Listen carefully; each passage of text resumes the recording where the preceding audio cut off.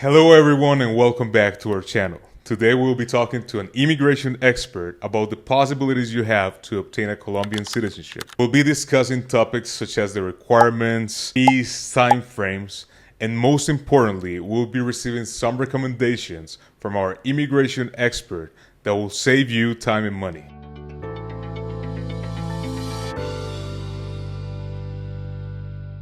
So if you really want to be successful in obtaining your Colombian citizenship, you want to stay in this video until the end. Today, we're joined by a professional expert in immigration law in Colombia. He is the director of the immigration department here at NEXO Legal. This is Tomás Restrepo. Thank you for joining us. Thank you for inviting me. I'm glad to be here with you, and I hope everyone will enjoy this video. That's the goal that we have. So, let's get started. First things first. I want to ask you, who can apply for a citizenship? Those who have hold a Colombian resident visa for 5 years in most of the cases, then those who have renounced to the Colombian citizenship in the past, and also that's not applying, but those who are Colombian by birth. That means one of their parents were Colombian at that moment. You mentioned something about the ones that have held a resident visa for 5 years in most cases. What do you say in most cases? Are there exceptions to this? There are exceptions. For example, those who are married to a Colombian or those who have a Colombian child, they have to wait only for 2 years after getting their resident visa for applying for the citizenship. So which are some of the circumstances that would allow you to have a resident visa and hold it in order to obtain a citizenship eventually? So the most common way to get to the resident visa is by holding a Colombian migrant visa for 5 years. There are some exceptions to the rule. For example, being like a parent of a Colombian national and having a visa because of that. Being married to a Colombian and having a visa for that. Having a Mercosur Treaty visa or an Andean migrant visa.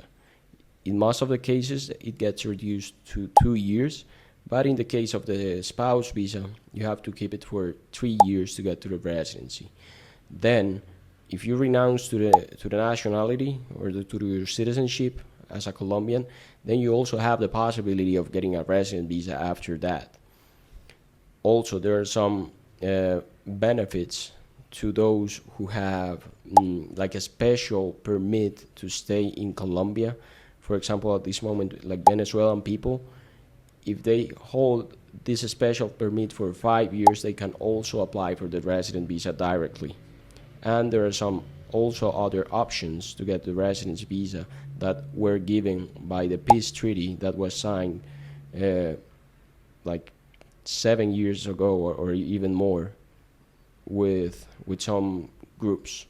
So they can also apply for resident visa throughout that benefits that were given to them. We do have a complete video in our channel in which we discuss all of the visa types in depth. So make sure to check it out to complement this information. You will find the link in the description of this video. Okay, so now that we know which type of visas would allow us to obtain a residency and the time frames that we must meet in order to fulfill the requirement, could you now tell us some recommendations, some advice you could give to our viewers about how to accumulate time for your resident visa? Like the first one, and I think the most important, is for those visas which are required to invest a certain amount of money in Colombia, you have to keep in mind that every time that you are applying or trying to renew the visa, you have to still meet the requirements. So for that kind of visas, you have to keep in mind the increase of the Colombian minimum wage every year. So you make sure that you still comply with that minimum requirement so you can keep the visa continuously, right? So for example, if you are buying a property, the minimum requirement is to invest 350 Colombian minimum wages. Right now, that's like 455 million pesos. But if you only invest that will allow you to apply for a visa just once. So we advise our clients to invest at least 60 or 70% over that, so you can increase the possibilities of being able to apply for the visa and keep it for at least 5 years. Okay, so basically the requirement to obtain the visa in this case, when we're talking about investments, is written in minimum wages. Exactly. So you need to be able to meet the requirement when you're reapplying or renewing the visa once again in the future, correct? Yeah, exactly, because there is no figure as a renovation for migrant visas in Colombia. So it's basically applying again. So you have to meet the requirements again. Okay, understood. So the recommendation is for people who are investing in real estate to make sure that, or other type of investments, to make sure that the investment is at least 60 to 70% above the minimum requirement at the moment they first made the investment, correct? Yeah, mostly in real estate investment visas because, for example, the shareholder visa allows you to increase the capital that you have invested. Okay, so in the shareholder visa, you could simply reinvest, just invest a little bit more to meet the requirement once Exactly. you're reapplying. Yeah. And also another important thing is don't leave the visa application process to trying to get the visa again for the last minute. It's better to start the process at least 3 months before so you can make sure that you will get your visa on time before your current visa is expiring so you can keep the continuity of your visa. Because like you have to make sure that you get your visa before your current visa is expiring so you don't lose the time that you have accumulated already.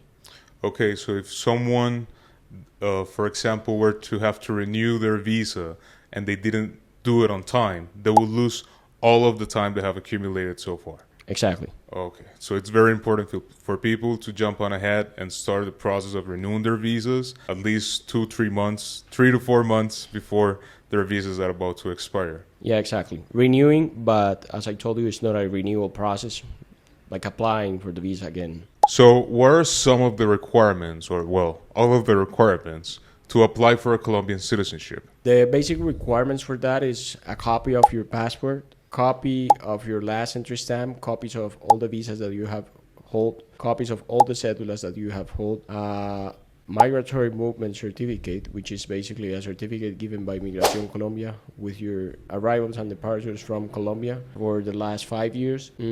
Usually they also request you to have a copy of your birth certificate, apostilled and translated. And usually we tell our clients to also provide some additional documents that may help the Ministry of Foreign Affairs to find out some information that it's already on the Colombian government entities, but to make the process a little simpler, as tax returns, as a copy of the certificate of your background check here in Colombia and that kind of stuff, because the Ministry of Foreign Affairs, after all the process, they have to ask those entities for information about you. And after providing all those documents, after everything looks good, then you have also to pass a test about your knowledge of Colombia. It includes constitution, history, geography, and all that kind of information that it's given by the Ministry of Foreign Affairs in a book that they give you to study about it. But that's basically what they are going to ask you. And of course, also you have to pass a test of your knowledge in Spanish. Okay, so it will be necessary to both pass the test of general knowledge about Colombia and present it in Spanish and pass the Spanish test as well. Like it comes together, it's the same test. For those who are not native Spanish speakers, they have to take also the English test that will be included in there. But if you are like a Spanish native, then you only have to take like the knowledge test about Colombia. Okay. How long does the citizenship application process usually take? Like, what are the timeframes that we'll be looking at? Okay, so there are some timeframes for the beginning of the process, which are basically when you submit the application and pay for the study fee. The Ministry of Foreign Affairs has 2 months to request you some additional information or some additional documents. After that, like they give you 6 months to get those documents. If you get them before, you can just submit them. And then after that, there is no time frame because they have to check the documents again Once those are like okay, then they will assign you a date to take the test. So basically, after taking the test, after receiving the information from the entities, it is all political will to like to know when is your process going to finish, because then that's the decision of the governor or the mayor to give you the nationalization letter. Okay. Like that's all political will. Yes, I So understand. that's why it takes so long, because the process itself is not that long, and then when it doesn't depends on you, they don't have a specific deadline for any of the next steps. So that's what it takes the most of the time. So basically, in this step, what will help you would be to have a friend in a high power position in the government, basically, to be able to provide you with a nationalization letter, right? That would be helpful, but basically, there's no deadline. Yeah, exactly. So what are some of the fees that we'll be looking at when going through the application process for a citizenship in Colombia? Okay, there is only one fee that you have to pay for that, and it's 700,000 pesos in the moment that you are submitting the application. After that, there is no additional cost. So what if your application is denied? Could you reapply for the citizenship again? Sure, there is no problem on applying again. You have to start from zero again, get the new documents, because documents are going to expire, and you can apply again. And how long after you've been denied could you apply for the citizenship? There's no like restriction on time. Okay.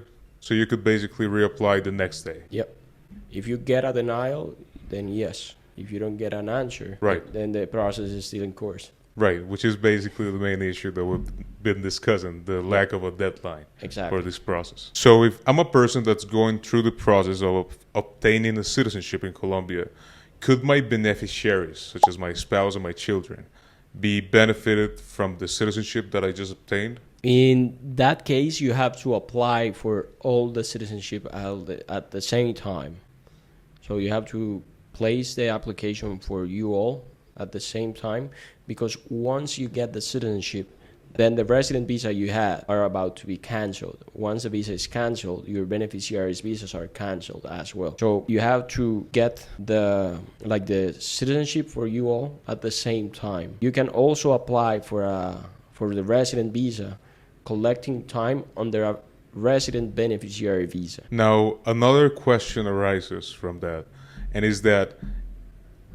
is dual citizenship allowed in Colombia? Yes, since 1991, it is allowed to have dual citizenship in Colombia.